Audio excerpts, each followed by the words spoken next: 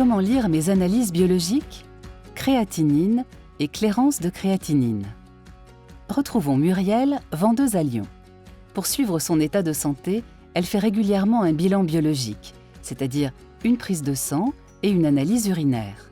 Cet examen biologique est essentiel car il lui permet de suivre plus précisément l'évolution de sa maladie rénale, en particulier en observant son taux de créatinine et son taux de clairance de créatinine.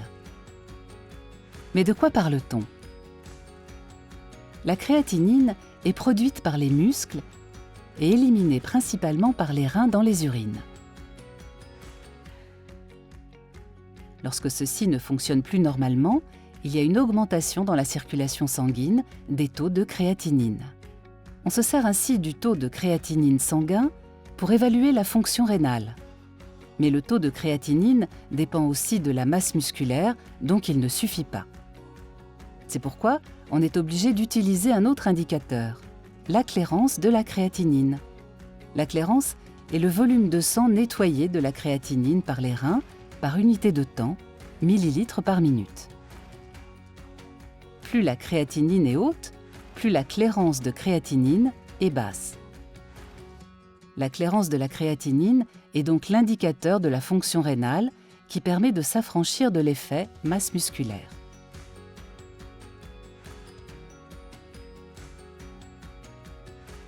On l'appelle aussi estimation du débit de filtration glomérulaire ou DFG.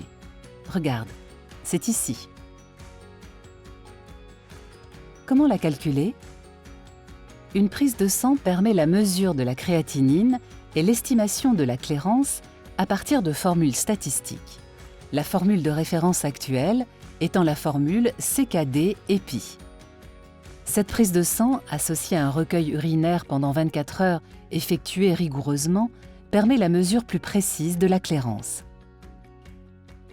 Comment connaître ma fonction rénale? Lorsque les reins ne fonctionnent plus normalement, il y a une augmentation des taux de créatinine dans le sang qui témoigne de la baisse de la fonction rénale. On l'estime par le débit de filtration glomérulaire ou clairance de créatinine qui correspond grossièrement au pourcentage de la fonction rénale. Il y a 5 stades qui classent le degré de sévérité de la maladie. Un adulte en bonne santé a une clairance comprise entre 90 et 120 ml par minute. Entre 60 et 90, il convient de surveiller régulièrement et de mettre en œuvre des mesures de protection du rein. On parle d'insuffisance rénale lorsque le DFG est inférieur à 60. Elle devient significative quand elle descend en dessous de 45. Néanmoins, le DFG peut diminuer avec l'âge du fait du vieillissement rénal. Entre 15 et 30, l'insuffisance rénale est sévère. Il est important d'agir pour préserver au mieux la fonction rénale restante. En dessous de 15, il faut envisager un traitement de suppléance par dialyse ou par transplantation. Le DFG de Muriel est égal à 27. Son insuffisance rénale est sévère.